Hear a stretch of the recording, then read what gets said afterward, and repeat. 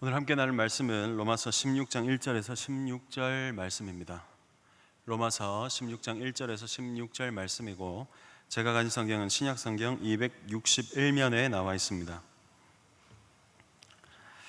로마서 16장 1절에서 16절 말씀을 제가 먼저 읽고 함께 교독하도록 하겠습니다. 내가 갱그레아 교회 일꾼으로 있는 우리 자매 베베를 너희에게 추천하노니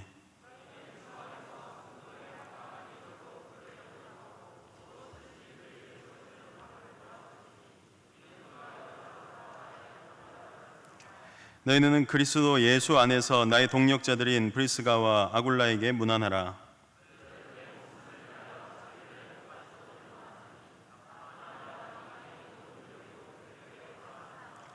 또 저희 집에 있는 교회에도 문안하라. 내가 사랑하는 에베네도에게 문안하라. 그는 아시아에서 그리스도께 처음 맺은 열매니라. 내 친척이요 나와 함께 갇혔던 안드로니고와 유니아에게 문안하라. 그들은 사도들에게 존중이 여겨지고 또한 나보다 먼저 그리스도 안에 있는 자라. 그리스도 안에서 우리의 동력자인 우르바노와 나의 사랑하는 스다구에게 문안하라.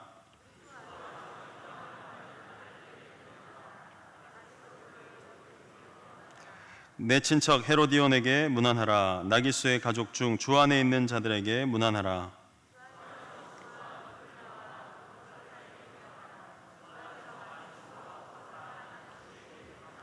주 안에서 택하심을 입은 루포와 그의 어머니에게 문안하라. 그의 어머니는 곧 내 어머니니라.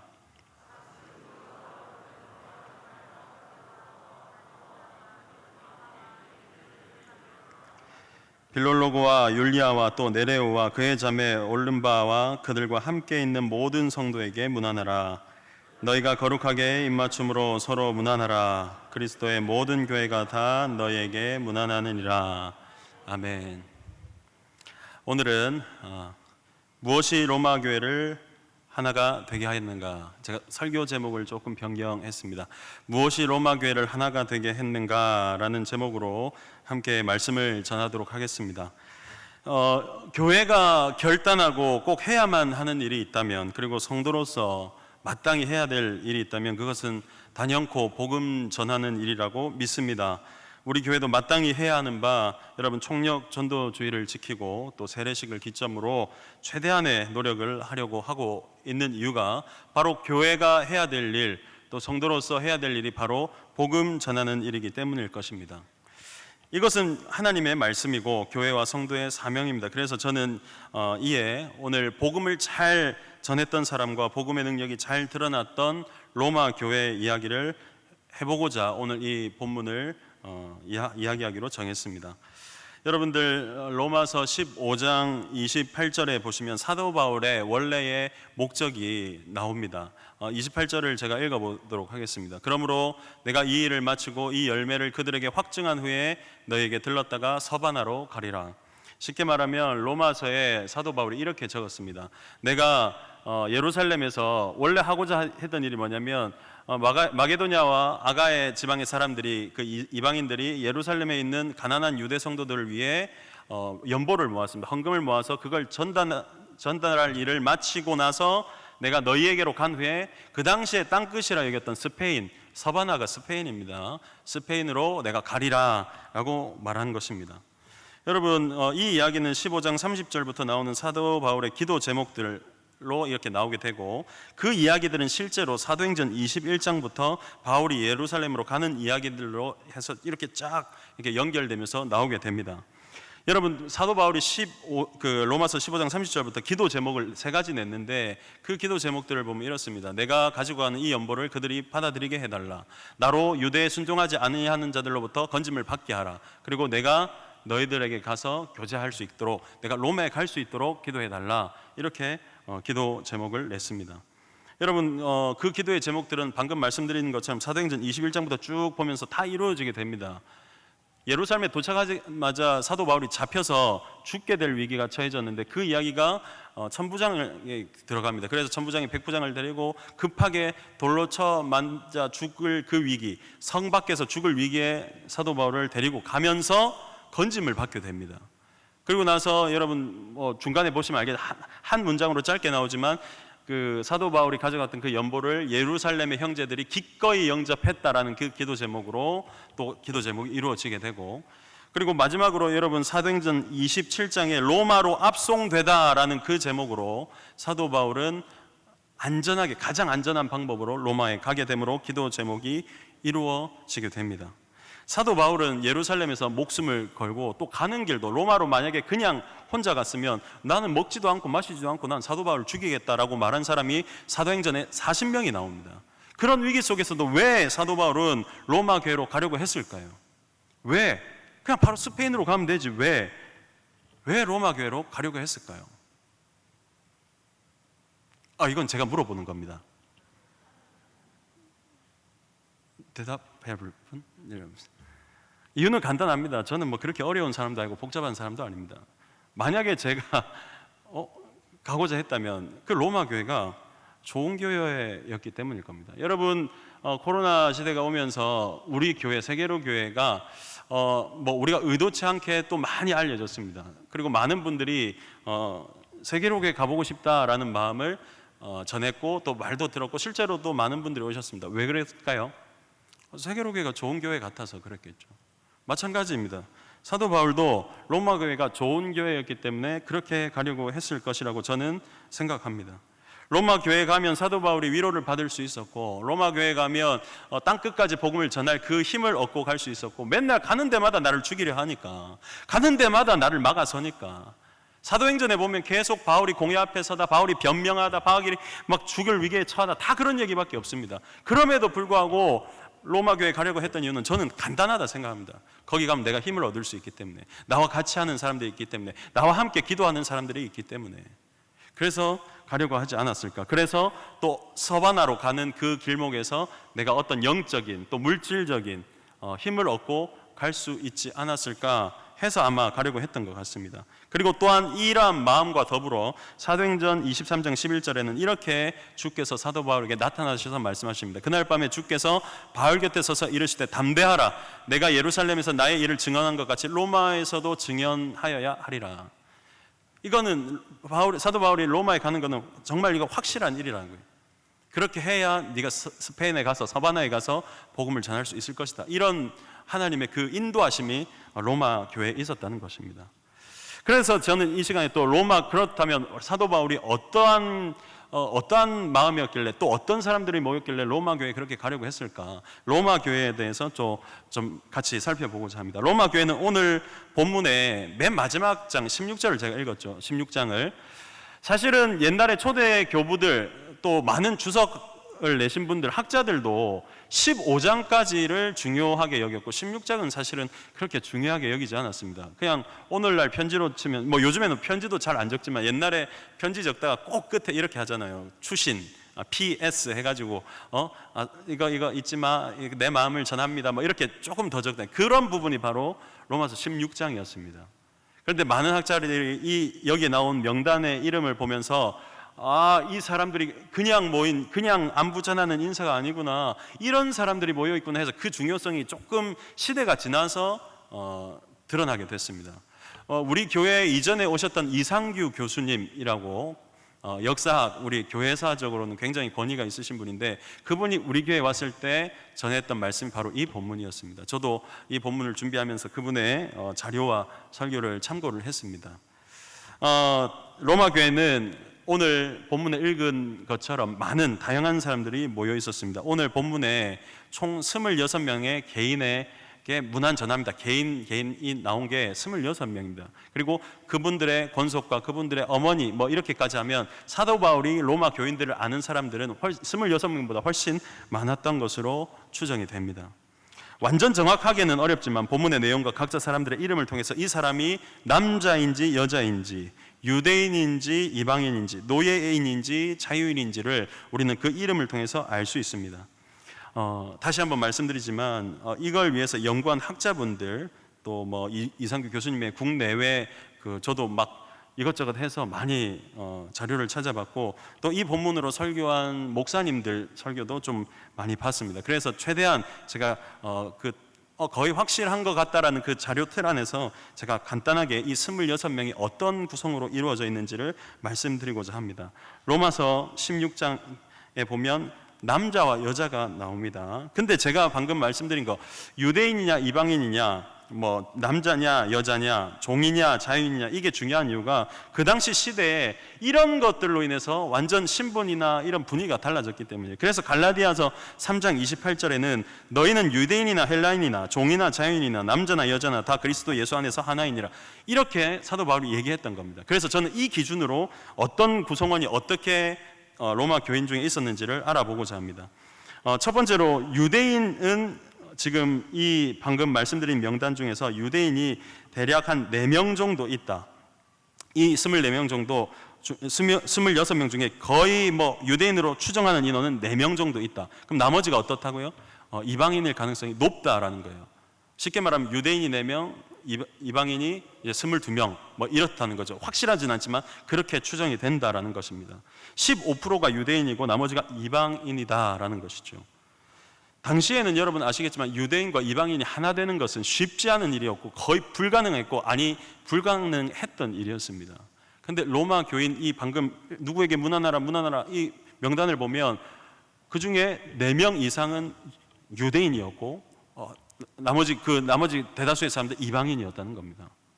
그런데도 서로에게 문안하고 서로에게 아껴라 힘써 뭐 서로 보듬어줘라 이렇게 안부를 전하는 겁니다. 그리고 남자와 여자의 비율을 보면 남자가 17명이고 9명 정도 우리 여성의 이름이 들어가 있다. 특별히 이 여성의 이름 중에 더 그 브리스가와 아굴라 이렇게 또 나오죠. 브리스가가 여자 이름인데 여자 이름을 또 특별히 앞에 적은 경우도 있습니다. 특별히 브리스가와 아굴라는 성경에 6번이 나오는데 그 중에 4번을 브리스가와 아굴라 여자의 이름을 앞에다 적었던 겁니다. 많은 학자들은 이렇게 이야기합니다. 이 브리스가가 남편인 아굴라보다 남편으로 추정되는 이라고 하는데 남편보다 더 적극적이고 활발한 신앙 활동을 하였다. 더 신앙이 좋았다. 그렇기 때문에 앞에 적었을 것이다 라고 이야기하고 있습니다. 당시에 여러분 여성분들의 지위는 오늘날과는 극하게 달랐어요. 아시다시피 로마 시대의 여자의 지위, 이방인의 지위, 로마 시민권제가 아니었던 사람들의 지위는 지금과는 완전 달랐습니다. 그럼에도 불구하고 여성분들이 사역하는데 존중을 받았고 또 그분들을 또 주도적으로 그 여성분들이 주도적으로 사역을 할 수 있었던 교회였다라는 것입니다.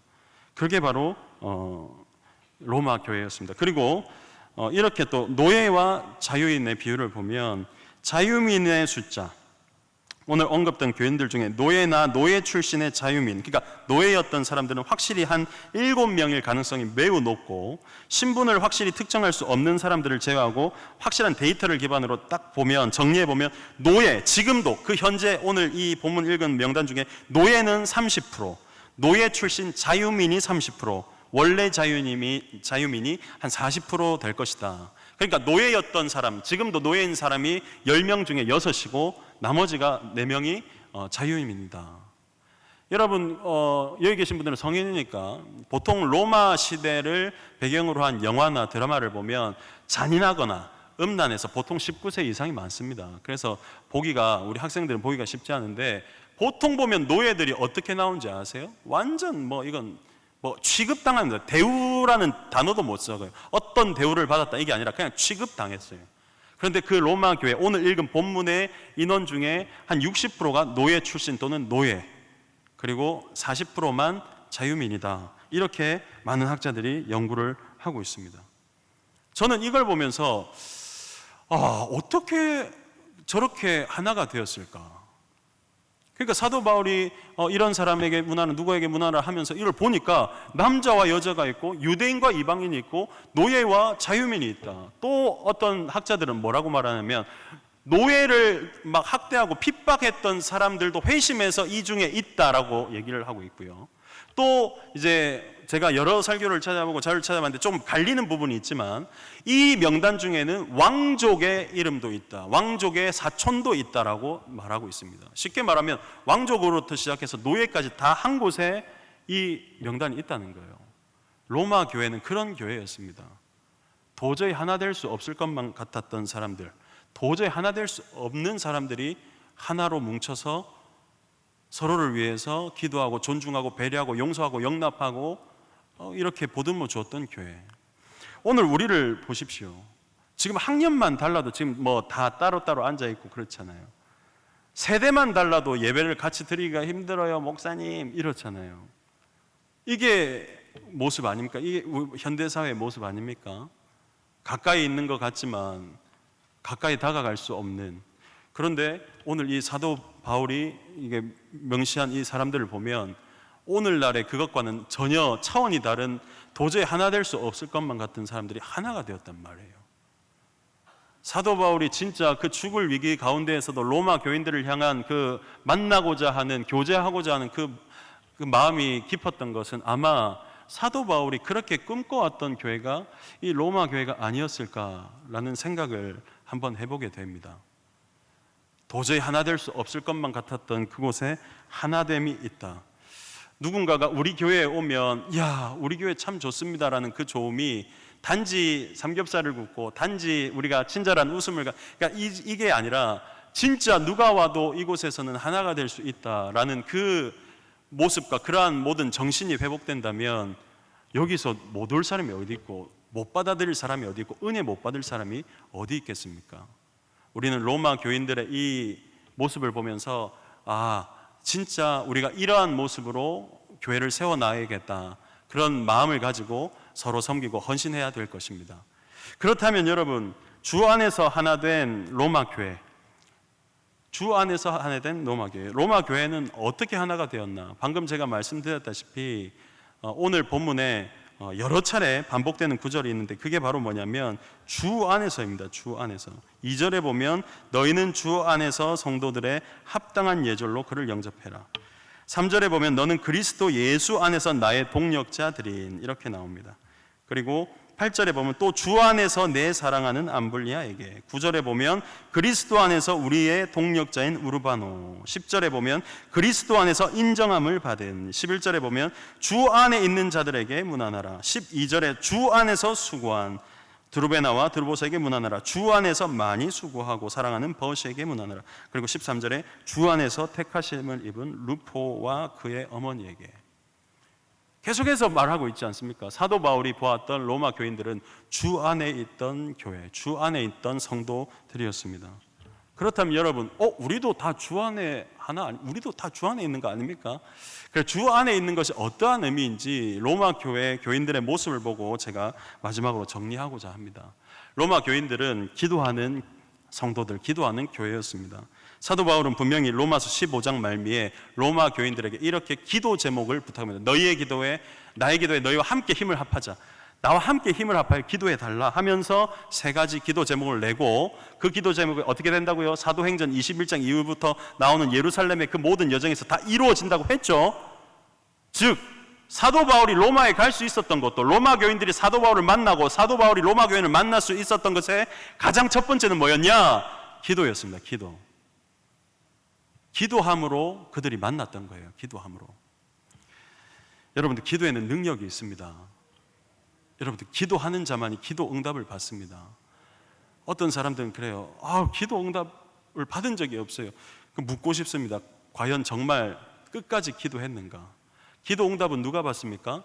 기도한 사람만이 받습니다. 굉장히 단순하죠. 기도하지도 않고 기도 응답을 못 받았다, 이건 어불성설입니다. 여러분, 우리가 공식적으로 기도하는 시간 금요 새벽 기도에 있습니다. 지금 오는 숫자의 2배 이상이 온다면 어떤 일이 벌어질까요? 아니면 여기 계신 모든 분들이 금요 새벽 기도에 똑같이 나온다, 어떤 일이 벌어질까요? 아니, 주일 예배처럼 교육감까지 금요 새벽 기도회 때 다 같이 나와서 그 새벽에 기도한다, 과연 어떤 일이 벌어질 것 같습니까? 여러분, 기도하셔야 됩니다. 저도 마찬가지입니다. 그래서 저는 기도 제목을 구체적으로 문자로 받고 있습니다. 그냥 헛소리 안 하려고, 그냥 진짜 보면서 정확하게 기도하려고요. 기도할 때 응답받고, 어제도 어떤 분이 문자를 주셨어요. 사실은 우리 손자가 이랬는데 지금 많이 좋아졌습니다. 목사님과 중보기도팀에 너무 감사드립니다. 저도 그 이야기를 또 중보기도팀 권사님에게 전했습니다. 기도하는 사람들은 기도 응답이 지금도 일어나고 있다는 걸 알게 되는 겁니다. 기도 응답받는, 기도하는 우리 모든 성도님들, 그리고 제 자신이 되기를 간절히 소원합니다. 두 번째는 말씀 안에 거하는 교회입니다. 주 안에 거한다는 건 성경의 많은 부분에 그 성경 구절에서 말하고 있습니다. 요한복음 15장 7절에 너희가 내 안에 거하고 내 말이 너희 안에 거하면 무엇이든지 원하는 대로 구하라 그러면 이루리라. 너희가 내 안에 거하고 내 말이 너희 안에 거할 때, 이건 완전히 말씀과 기도에 대한 말씀입니다. 말씀 안에 거할 때가 우리가 하나님 안에 거하는 것이고, 하나님 안에 거할 때 우리가 무엇이든지 원하는 대로 구할 때 받게 되는 것입니다. 요한복음 15장 10절에는 이렇게 말씀하고 있습니다. 내 아버지의 계명을 지켜 그의 사랑 안에 거하는 것 같이 너희도 내 계명을 지키면 내 사랑 안에 거하리라. 하나님의 말씀을 지킬 때 우리가 하나님 안에 거하는 겁니다. 요한일서 3장 24절에는 정확하게 표현하고 있습니다. 그의 계명을 지키는 자는 주 안에 거하고 주는 그의 안에 거하시나니 우리에게 주신 성령으로 말미암아 그가 우리 안에 거하시는 줄을 우리가 안다. 우리가 하나님의 말씀대로 살아갈 때 우리는 비로소 알게 되는 겁니다. 뭘요? 우리 안에 하나님께서 함께 하시는구나. 우리가 하나님의 말씀대로 살아갈 때 하나님 안에 거하는 것이고, 우리가 말씀대로 살아갈 때 성령 하나님께서 우리와 함께 하셔서 알게 하십니다. 뭘요? 너희와 함께 하나님이 함께 하신다. 말씀대로 살지 않으면 은혜도 없는 거예요. 어떤 분들은 그래요. 은혜가 안 돼서 못 가겠어요. 은혜가 안 돼서 못 하겠어요. 그럼 더 붙드시고 더 말씀 안에 거하셔야죠. 말씀 안에 없으니까 은혜가 안 되는 겁니다. 은혜가 없어서 못 가겠어요가 아니라 안 와서 은혜가 안 되는 겁니다. 기도 응답이 없어서 기도 못 하겠어요. 아니요. 기도를 안 해서 응답이 없는 겁니다. 로마 교회는 기도했던 교회고 말씀 안에 거했던 교회입니다. 그리고 말씀대로 행했던 교회입니다. 그래서 마지막으로 제가 말씀드리고자 하는 것, 어떤 사람들이 있었나? 복음의 사역에 함께 동참했던 교회였습니다. 기도하고 말씀 읽으니까 어떻게 살아야 되는지 명확하게 나오는 겁니다. 그러니까 사람들이 복음에 동참했습니다. 3절에 보시면 브리스가와 아굴라를 향해 나의 동력자라고 표현합니다. 사도 바울과 같이 함께 동력했다. 그들은 기도만 했고 말씀만 읽었던 사람들이 아니라 그렇게 살았던 사람들이다. 나의 동력자. 그리고 어떻게 했다? 그 사람들이 나를 위해서, 내 목숨을 위해서 그들의 목까지도 내놓았다. 이렇게 말하고 있습니다. 3절에. 그리고 7절에 보면 안드로니과 유니아에게 이렇게 말합니다. 바울과 함께 옥에 갇혔다. 그들은 함께 갇혔던 사람들이다. 누군가를 위해 목숨을 내놓는 사람, 누군가와 함께 감옥에 갇혔고 누군가와 함께 복음의 그 고난에 동참하는 사람, 그런 사람들이 있는데 어떻게 누가 온들 마음이 녹지 않고 은혜 받지 않고 하나님을 만나지 않을 수가 있겠습니까? 여러분, 전우회라는 것은 전투할 때 많이 느낄 수 있는 마음입니다. 전우회는 그냥 군복만 입고 있다고 해서 전우회가 생기는 게 아닙니다. 전우회는 전투할 때 가질 수 있는 마음입니다. 은혜가 뭡니까? 하나님의 사랑을 언제 느낄 수 있습니까? 우리가 복음의 고난에 동참할 때, 복음의 사역에 동참할 때만이 하나님의 사랑과 은혜를 깊이 느낄 수 있는 것입니다. 우리 교회가 폐쇄되고 잔디밭에서 예배드린 것이 벌써 9개월이 지났습니다. 그날을 잊을 수가 없어요. 저는 정천훈 목사님과 함께 충청도에 가서 그 스크린 차량을 몰고 왔었고요. 그때 빌려주시고자 했던 그 목사님의 그 격려의 말을 들었고, 도착해서 보니까 날은 다 저물었고 밤은 깊었는데도 잔디밭 앞에서 방송을 세팅했던 방송실 장로님과 우리 집사님들을 잊을 수가 없습니다. 왜 그게 기억이 나겠습니까? 은혜가 됐기 때문이고, 그날을 잊을 수 없는 이유는 그때 하나님의 깊었던 그 사랑을 느꼈기 때문입니다. 우리 교회를 향한 사랑과 우리가 하나님을 향한, 하나님을 사랑하는 그 사랑, 복음에 동참할 때에 그 모든 것이 가능해지는 겁니다. 로마 교회는 그런 교회였습니다. 기도했고 말씀 안에 거했고 복음에 함께, 복음의 사역, 복음의 고난에 함께 동참했던 교회. 그랬기 때문에 사도 바울은 그토록 로마에 가서 교제를 나누다가 힘을 얻고 서바나 스페인으로 가려고 했던 것이 아닐까 저는 생각합니다. 우리는 어떤 사람이 되어야 될까요? 우리 교회는 어떤 교회가 되어야 될까요? 여러분, 다른 것도 다 좋습니다. 다른 것도 다 좋은데 더 많이 기도하는 우리 모두가 됩시다. 여러분들, 기도 안에서 은혜가 생기는 것입니다. 다른 것도 더 좋은데 예배를 잘 지키셔서 말씀을 듣고 말씀을 기억합시다. 오늘 아침 담임 목사님 설교 제목을 기억하시겠죠? 본문 기억하십니까? 그런즉 너희는 먼저 그의 나라와 그의 의를 구하라. 이번 한 주 그 말씀 붙들고 살아갑시다. 말씀대로 살아갈 때 하나님께서 말씀대로 역사하시고 응답하실 줄 믿습니다. 그리고 복음 전합시다. 우리가 기도하고 말씀의 은혜 받아서 뭐 하겠습니까? 하나님 먹을 것, 입을 것, 마실 것 말고 그의 나라와 그의 의를 구할 때 이 모든 것 다 더해 주신다고 했으니까 하나님 제가 복음 전하며 살겠습니다라고 고백할 수 있는 우리 모든 성도분들 되시고 또 제 자신도 그렇게 살기를 정말 간절히 바랍니다. 이번 한 주 우리 가장 빛나는 삶을 사는 우리 모두가 되기를 바랍니다.